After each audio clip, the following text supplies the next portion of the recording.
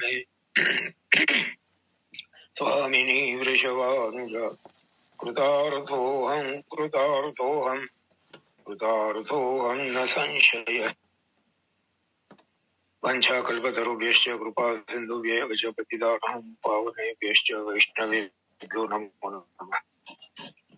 भगवत गुणानुरागी भगवत चरणानुरागी सर्व परिवार भगवदीय परिवारजनों ने सदैव स्मरण श्रीमद् भागवत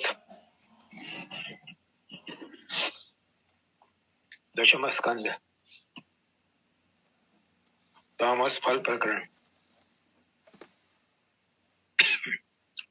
रास पंचाध्यायी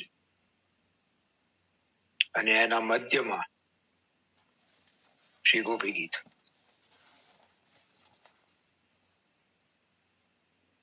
અન્ય પૂર્વ અને અનન્ય પૂર્વ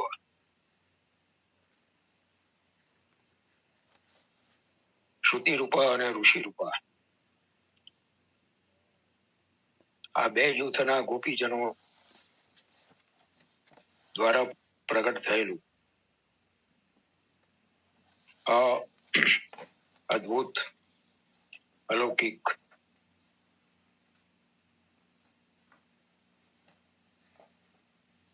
પ્રેમની સર્વોત્કૃષ્ટ અભિવ્યક્તિ સમાન આ ગીત એના 5 શ્લોકોનું રસપાન અત્યાર સુધીમાં આપણે પૂર્ણ કર્યું। 5મો શ્લોક વિરચિતા વયમ વૃષ્ણિ ધુર્યતે શરણમીયુષામ સંસ્કૃતૈર્વયા કરસરોર્વં કાંતકામદં શિરસી દેહિન શ્રીકરગ્રામ। અનન્ય પૂર્વ ઋષિ રૂપા ગોપીજનોના યુથમાંથી સાત્વિક ભાવ વાળા ગોપીજને આ શ્લોક ગાયો।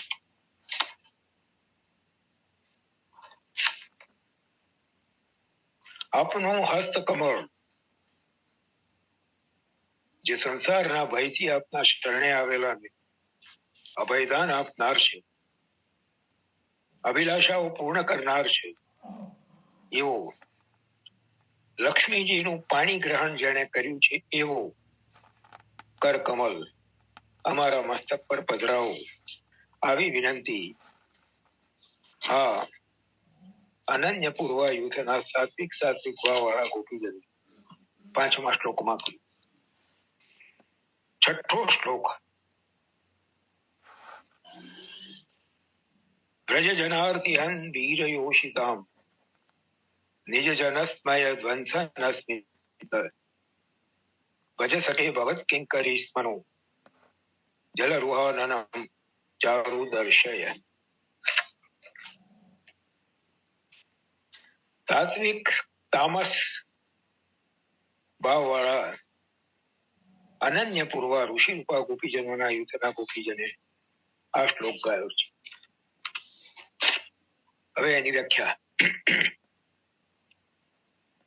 5મા શ્લોકમાં સાત્વિક ભાવવાળા ગોપીજને કહ્યું, વિનંતી કરી કે આપનો શ્રી હસ્ત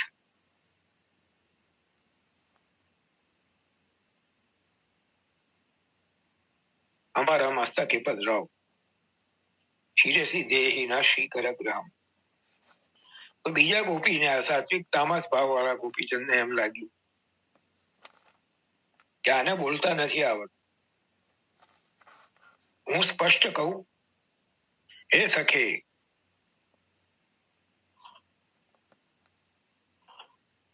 ભજ સખે, સખા સંબોધન કર્યું। હે સખે આપ અમને અનુકૂળ બનો, અમને સાનુકૂળ બનો। સખા તો સર્વથા અનુકૂળ બને જ નહીં, અમે કિંકરી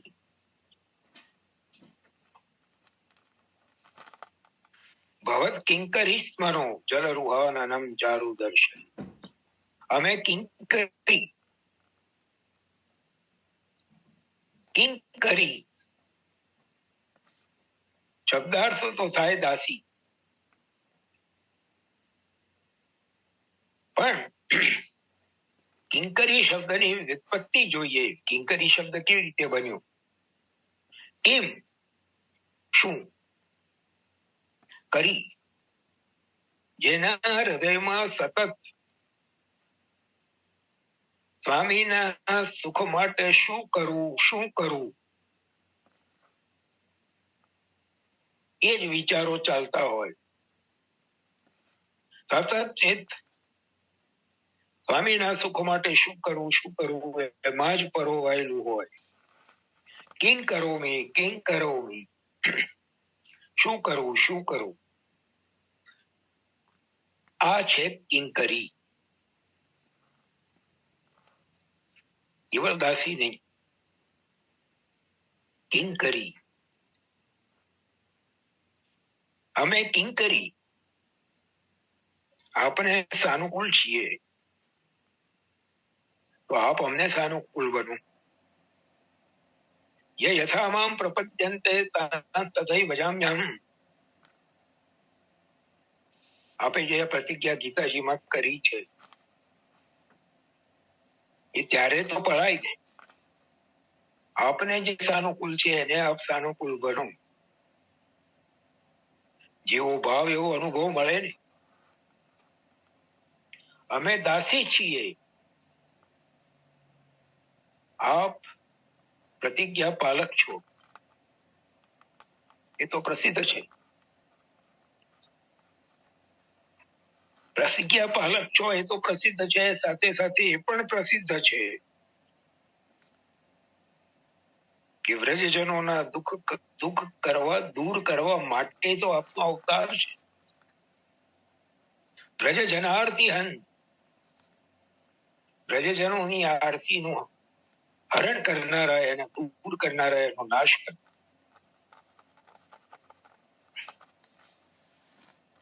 પ્રજજનોના દુઃખ દૂર કરવા આપનો અવતાર છે. તો અત્યારે જે વિરહનું દુઃખ છે એવું દુઃખ તો ક્યારેય આવ્યું નથી. અને આપ યોષિતામ વીર, વીર યોષિતામ, કેવલ આપ જ છો. યોષિતામ વીર, અબળાને આપત્તિમાંથી ઉગારનારા છો. શૂર, જે શૂરવીર હોય, બહાદુર હોય, દુશ્મનને દૂર કરે, તો આપ અમારા કામનું નિવારણ કરો. અંદર રહેલા આનંદથી અમને પૂર્ણ કરી દો.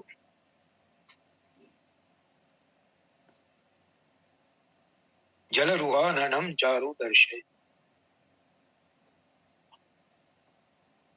બ્રહ્માદિથી પણ એ તો બને એમ નથી. અંદર રહેલા આનંદથી એમને પૂર્ણ કરવાનું અને અમારા દુશ્મન રૂપ કામનો નાશ કરવાનો, એ તો બ્રહ્મા વગેરેથી પણ બને એમ નથી. પૂર્ણ કામ, સદાનંદ, કૃષ્ણ સિવાય કામના પૂર્તિ કોણ કરી શકે? અમારું દોષરૂપ અભિમાન નિજ જનસ્મય કોણ અટકાવે? નિજ સેવકોના ગર્વને દૂર કરનારું આપનું સ્મિત છે. વંસન સ્મિત, નિજ જનસ્મય વંસન સ્મિત. નિજ સેવકોના ગર્વને દૂર કરનારું આપનું સ્મિત છે. આપનું હાસ્ય એ માયા રૂપ છે. મંદ સ્મિત, હાસ્યના પણ પ્રકાર છે. મંદ સ્મિત છે, હાસ્ય છે, અટ્ટહાસ્ય છે. એમાં મંદ સ્મિત, સહેજ હોઠ ફેલાય, મુખ ના ખુલે, દાંતના દર્શન ના થાય, એ સ્મિત છે. મંદ સ્મિત તો ભક્તોને માયાના મોહથી દૂર રાખે છે અને મોહ વિના મદ કોને થાય? મોહ થાય ત્યારે તો મદ આવે ને. સેવકોમાંનો રસ લીલામાં અવરોધ રૂપ ગર્વ, સેવકોમાં જે ગર્વ રહેલો છે એ ગર્વ રસ લીલામાં અવરોધ રૂપ છે. મહાપ્રભુ જે આજ્ઞા કરી છે, આત્મા યાવત પ્રપન્ન નો ભૂત તાવત વહી રમતે હરી. જ્યાં સુધી આત્મા જીવાત્મા સંપૂર્ણપણે શરણાગત છે ત્યાં સુધી ભગવાન એની સાથે રમણ કરે છે. એનો અર્થ આ થયો કે જ્યાં શરણાગતિ ખંડિત થઈ, ગર્વ આવે એટલે શરણાગતિ ખંડિત થાય. શરણાગતિ ખંડિત થઈ, ગર્વ આવ્યો તો એ રસલીલામાં અવરોધ ઉભો કરી દે.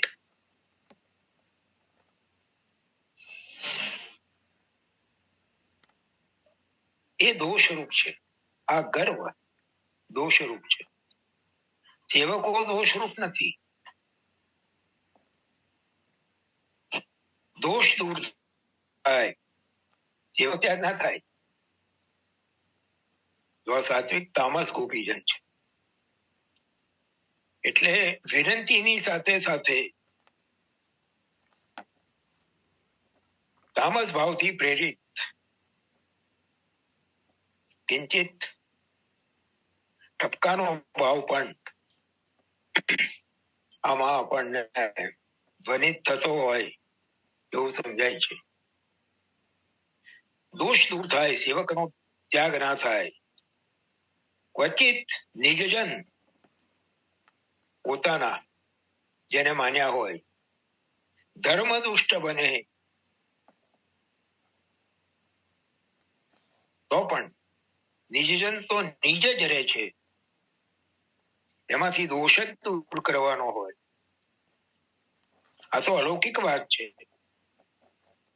લોક રીતે પણ હાસ્યનો સંકોચ થતા જ જેવું મુખ ઉપરથી હાસ્ય સમેટાય, ગર્વ દૂર થઈ જાય. આપનું મધુર હાસ્ય વાળું મુખ જોતા સૌના ગર્વ ગળી જાય એમ છે. અધરામૃત જેમાંથી સ્રવી રહ્યું છે એવું આપનું કમલ મુખ જલરુઆના નામ,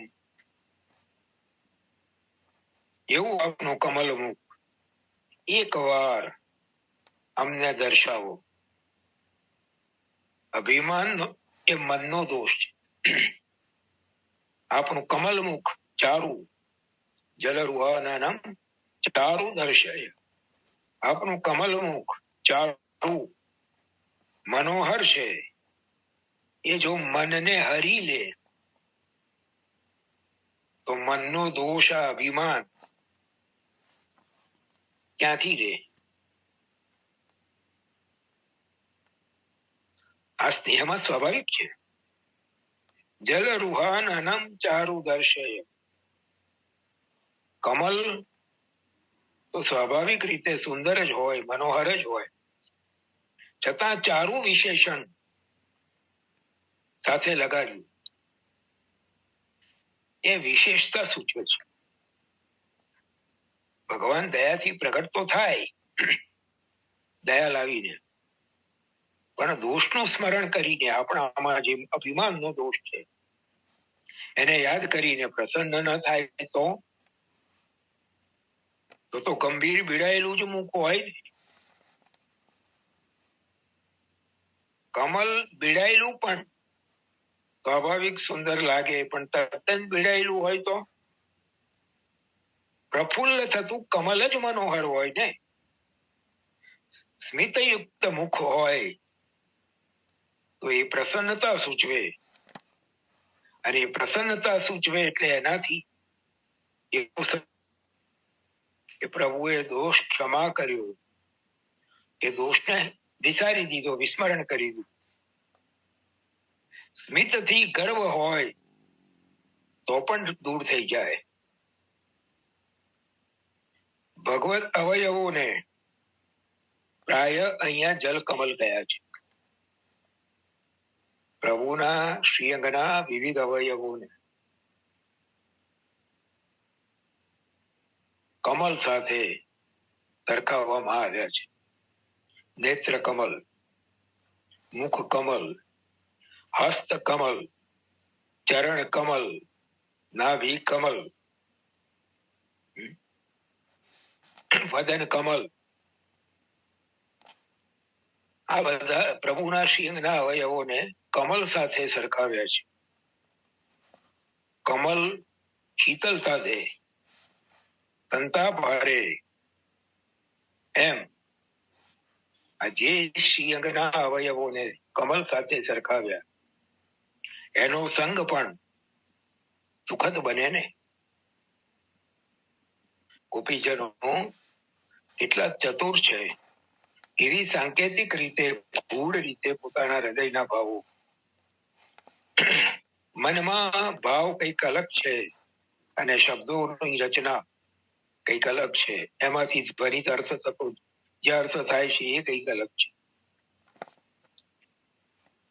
આ 6ઠ્ઠો શ્લોક ની વ્યાખ્યા થઈ. 7મા શ્લોકમાં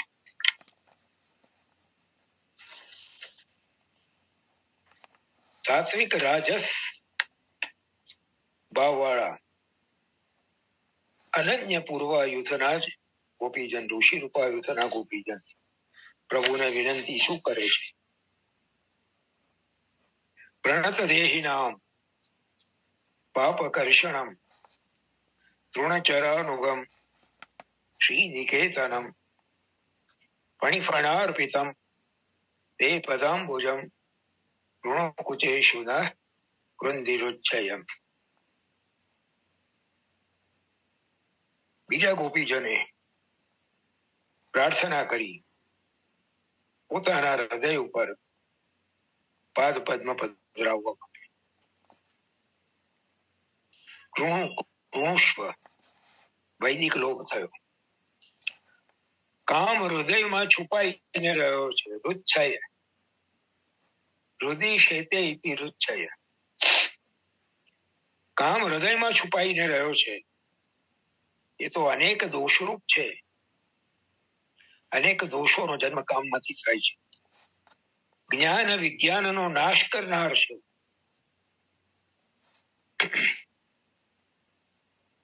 અને શત્રુરૂપ છે. અનેક દોષોનો જનક છે, જ્ઞાન વિજ્ઞાન નો નાશ કરનાર છે, માટે શત્રુરૂપ છે. એનો નાશ એ દોષરૂપ કામ, એનો નાશ પ્રભુના ચરણ કમલના પધારવા માત્રથી થઈ. કુચેશુ હૃદયો બહુવચન નો પ્રયોગ કર્યો છે. સમુદાય વિચારે પોતાના સમગ્ર યુથના ભાવથી બહુવચનનો પ્રયોગ કર્યો છે. અથવા તો વિપ્રયોગની તીવ્રતા એટલી છે કે પોતાને બીજાથી ભિન્ન માને છે, બીજા બધા મારાથી ભિન્ન છે, અલગ અલગ છે, એ વિચારથી બહુવચનનો પ્રયોગ કર્યો છે. ગોપીજન તો પોતાના શરીરને પણ પોતાનું નથી માનતું, એને પણ પ્રભુનું ગણે છે. ગોપીજનો માટે પોતાનું શરીર પ્રભુના સુખ માટે, સેવા માટે છે. નિજાંગમ પિયા ગોપ્ય મમેતી પર્યુપાસતે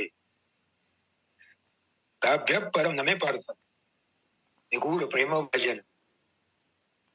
નિજ અંગને પણ પ્રિય પ્રભુનું ગણીને સંભાળે છે ગોપીજન. પોતાના શરીરને સાચવે છે, ટકાવે છે, તો પણ એ ભાવથી ટકાવે છે કે આ શરીર અમારું નથી, પ્રભુનું છે. તો એવા ગોપીજનથી પ્રભુને પણ વધુ પ્રીતિપાત્ર કોણ હોય? મસ્તકે હાથ ધરે તો નિકટતા અને ભજન બંને થાય. પ્રભુ મસ્તકે હાથ પધરાવે તો પ્રભુની નિકટતા પણ થાય અને પ્રભુનું ભજન પણ થાય. પણ ચરણ હૃદયે ધરે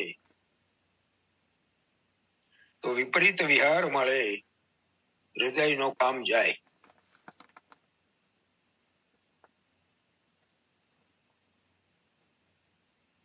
લીલા શયનમાં લીલા ક્ષીરાબ્દિશાયિનમ લક્ષ્મી સહસ્ર લીલાવી સેવ્યમાનમ કલાનિધિ. લીલા શયનમાં સૌ સેવા કરે તો વિવિધ વિહારમાં એક ચરણનો લાભ પણ મળે. તેથી પદાંબુજમ એક વચન છે. અમારું હૃદય કઠિન લાગે, કદાચ પ્રભુ એમ કે તમારા હૃદય કઠોર છે, એના ઉપર મારું કોમલ ચરણ કેવી રીતે પધરાવું? તો ગોપીજન એનો પ્રત્યુત્તર આપે છે, સામે દલીલ કરે છે. અમારું હૃદય કઠિન લાગે, કઠોર લાગે તો પણ પેલા કાલિયના અગ્નિ પણાઓ કરતા તો વધારે ક્રૂર નથી ને. પાણી ફણાર પિતમ તે પદમ પૂજમ. એ કાલિય નાગના ની પહેણો ઉપર પધરાવેલું આ ચરણ ગોપીજન યાદ દેવડાવે છે. ચરણ સ્પર્શે એક કાલિય નાગનો દોષ ગયો તો અમારો પણ જશે. કાલિય ફણા પર આ ચરણનું પ્રાગટ્ય નથી, પણ આ તો ઉન્મત્ત વચન ગોપીજનોના છે. વિયોગની તીવ્રતામાં ગોપીજનો ઉન્મત્તની જેમ આ વચનો બોલી રહ્યા છે. ગોપી વિકેતસ પણ છે, જેનું ચિત્ત હરાઈ ગયું છે એવા છે. અથવા ચરણને કાલિય નાગના દોષનો નિવારક કયા પછી તાપ શામક કમલ રૂપ કહેવાથી ક્રમશઃ એક ચરણ કાલિય નાગના દોષનું નિવારણ કરનાર અને ફરી પાછો ચરણ તાપ શામક કમલ રૂપ બંને રીતે કહેવાથી ઉભય દક્ષિણ અને વામ, જમણો અને ડાબો ચરણ સ્થાપન જ્ઞાનપૂર્વક ગોપીજન કહે છે. ગોપીજનનો આ હેતુપૂર્વક બે વિશેષણ ફણીફણાર્પિતમ અને પદાંબુજ બે વિશેષણ વાપર્યા. આ હેતુથી વારાફરતી બંને ચરણ હૃદય ઉપર સ્થાપિત કરે. પદ કમલ છે એ સંતાપ પણ સમાવશે, દોષનો નાશ તો કરશે. કમલ છે, કમલ જેમ સંતાપ સમાવે, ગરમીને દૂર કરી શીતળતાનો અનુભવ કરાવે, એમ સંતાપ પણ સમાવશે. જુદો પ્રયાસ નહીં કરવો. લક્ષ્મીજી ચરણ કમલની સેવા નિત્ય કરે છે. શ્રી નિકેતનમ, ચરણ કમલને નામ આપ શ્રી નિકેતનમ. તેથી લક્ષ્મીજીના અંશ રૂપ સર્વસ્ત્રીથી એની સેવા તો થાય. અમે મૂઢ લાગીએ, આપને એમ લાગે કે અમે તો કમાર છીએ, અમારા હૃદય ઉપર ચરણ પધરાવવાનું આપને કદાચ યોગ્ય ન પણ લાગે, તો પણ અમે મૂઢ લાગીએ તો વાછરડા કેવા છે. તૃણચરાનુગમ, ચરણને વિશેષણ આપ. તૃણચર ઘાસ ચરનારા, અનુગ એની પાછળ પાછળ જનારા, ઘાસ ચરનારા વાછરડાની પાછળ પાછળ જનારા પ્રભુના ચરણ. એ વાછરડા કેવા છે? અમે જો મૂળ હોઈએ તો વાછરડા કેવા છે? એની પાછળ તો ચરણ, એને ચરાવવા વનમાં જાય છે ને. એ વાછરડા ઘાસને બદલે અમૃત ખાય છે. એમને મન તો આ નકામું લાગતું ઘાસ જ અમૃત છે ને. એમ અમને તો નકામું લાગે, છતાં કામ જ અમૃત છે. કારણ કે એના દ્વારા જ અમારું ચિત્ત આપનામાં ચોંટેલું છે. ગુપ્ય કામા ભયાત કંસ વેશાત ચૈત્યા ગયો નૃપાહ. 7મા સ્કંદમાં નારદજી યુધિષ્ઠિરજીને સમજાવે છે.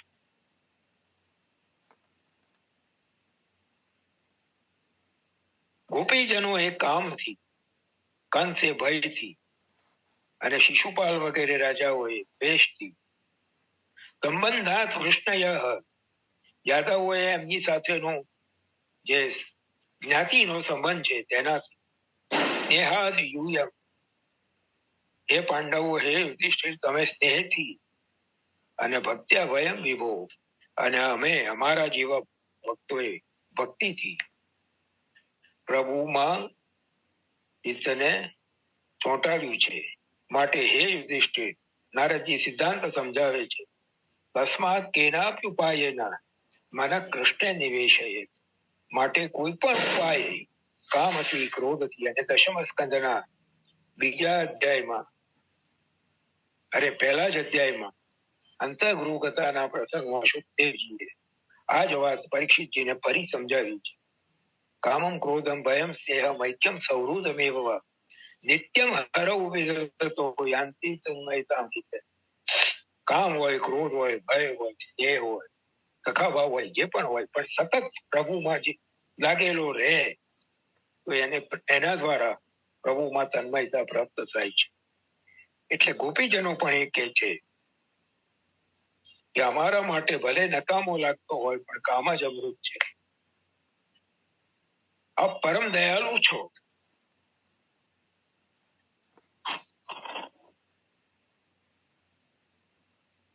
ચરણ સ્પર્શ દેવામાં આપનું શું ઘટી જવાનું? દોષ અમારા છે. નિર્દોષ થતા નિર્દોષ ચરણ મળે તો સર્વ ધર્મ છોડીને ધર્મી રૂપ આપ કૃષ્ણની દીનતા પૂર્વક શરણાગતિ સહિત નમન કરનારના સર્વ દોષ નિવૃત્ત કરીને નિર્દોષ બનાવે છે. એ આપનું ચરણ.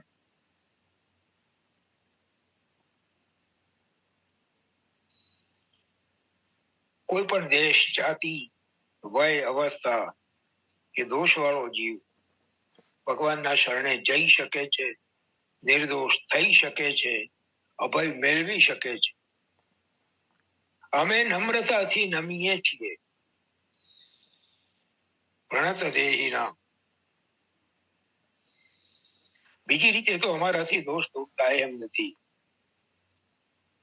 દેહાભિમાન છે તેથી જ્ઞાન નથી, પણ નમે એની અધોગતિ ના.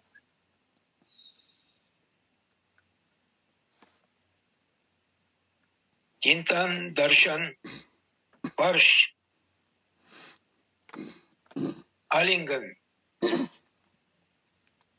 આ બધાથી પણ આપનું ચરણ જ શરણાગતના સર્વ પાપનું નાશક છે.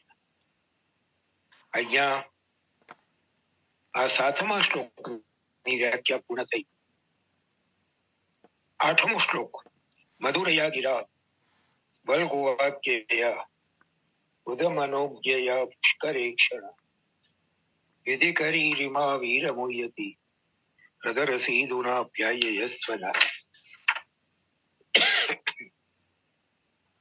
અનન્ય પૂર્વ યુથના ઋષિ રૂપા યુથના નિર્ગુણ ગોપીજને આ શ્લોક ગાયો છે. 9:34 થઈ છે, 6 મિનિટ બાકી છે. એટલે આ એક શ્લોકની વ્યાખ્યા આપણે આજે લઈ લઈએ છીએ અને પછી આ ગોપી ગીતના ક્રમને આપણે વિરામ આપીશું અને પ્રશ્નોની ચર્ચાનો ક્રમ બ્રેક પછીના સેશનમાં આપણે હાથ ઉપર લઈશું. સતીશ કાકા, હા બોલો. કાલિયાના આગને તો સમજો એને ભક્તિ પણ નથી કરી. સ્વતઃ વરણનો પ્રકાર છે ને અહીંયા. શું કાલિયા નાગના કેસમાં જો વાત કરીએ તો એને કૃષ્ણ ભક્તિ નથી કરી, પણ પ્રભુએ સ્વતઃ વરણ કર્યું. મારો અવાજ નથી આવતો? અવાજ આવ્યો. એ જે કાલિયા નાગના કેસમાં એને ભક્તિ તો નથી કરી પ્રભુ, પણ એનો સ્વતઃ વરણનો પ્રકાર છે ને. વરણનો પ્રકાર નથી. આમાં એક જ લીલામાં પ્રભુએ અનેક કાર્યો કર્યા છે. શું કહો? એક જ લીલામાં પ્રભુએ અનેક કાર્યો કર્યા.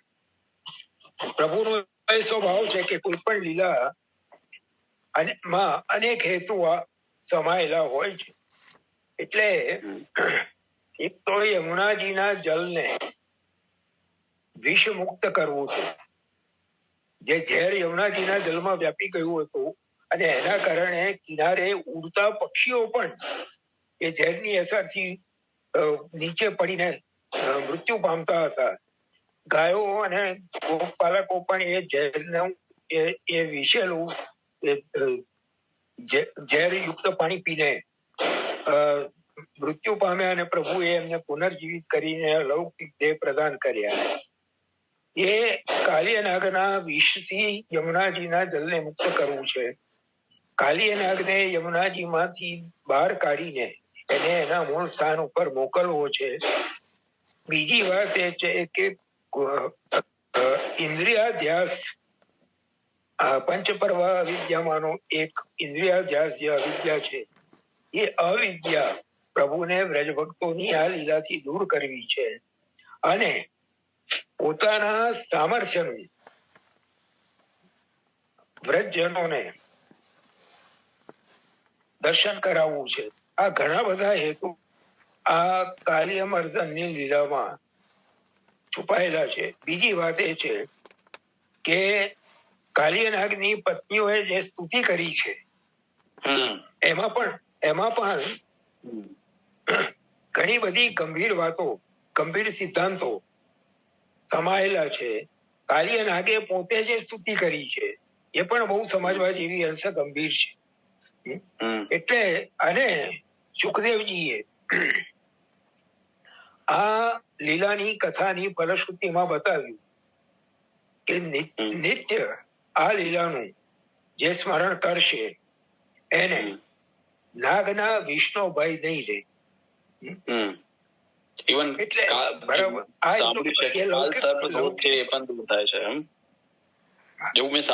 લૌકિક ફલશ્રુતિ છે. લૌકિક ફલશ્રુતિ છે આ. અને એટલે એ કાલિયમર્દનની લીલાને આપણે નિત્ય સ્મરણ કરી શકીએ. ભાગવતજીમાં બધાનો પ્રવેશ ના હોય. ભાગવતજીમાં વર્ણવવામાં આવેલી લીલાનું નિત્ય પાઠ કે વાંચન ના કરી શકે એને માટે આપણા ગુજરાતના ભક્ત કવિ નરસિંહ મહેતાએ પ્રભાત્યાના રૂપમાં